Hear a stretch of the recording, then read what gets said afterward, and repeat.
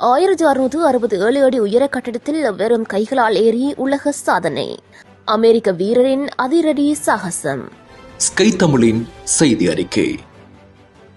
உலகின் மிக உயரமான கட்டிடங்களில் ஒன்றான தைவானின் தைப்பே 101 கட்டிடத்தின் மீது எந்தவித பாதுகாப்பு உபகரணங்களும் இன்றி ஏறி அமெரிக்காவைச் சேர்ந்த அலெக்ஸ் ஹொனால்ட் புதிய உலக சாதனை படைத்துள்ளார். 40 வயதான அலெக்ஸ் ஹொனால்ட் ராக் கிளைம்பிங் துறையில் மிகவும் பிரபலமானவர். ஞாயிற்றுக்கிழமை நடைபெற்ற இந்த சாகச நிகழ்வு நெட்ஃபிளிக்ஸ் தளத்தில் நேரலையாக ஒளிபரப்பப்பட்டது. 1667 அடி உயரம் கொண்ட இந்த பிரம்மாண்ட கட்டிடத்தை வெறும் கைகளால் எவ்வித பாதுகாப்பு கயிறுகளோ அல்லது வலைகளோ இன்றி அவர் கடந்துள்ளார். இந்த சாகசத்தை முடிக்க அலெக்ஸ் எடுத்துக்கொண்ட நேரம் சரியாக 1.5 மணி நேரமாகும்.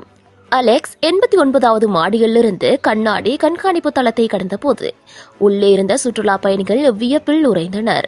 கட்டிடத்திற்கு கீழே திறந்திருந்த நூற்றுக்கணக்கான மக்கள் மற்றும் சிங்கப்பூர், ஹாங்காங் போன்ற நாடுகளிலிருந்து வந்திருந்த ரசிகர்கள் அவருக்கு உற்சாக வரவேற்பு அளித்தனர்.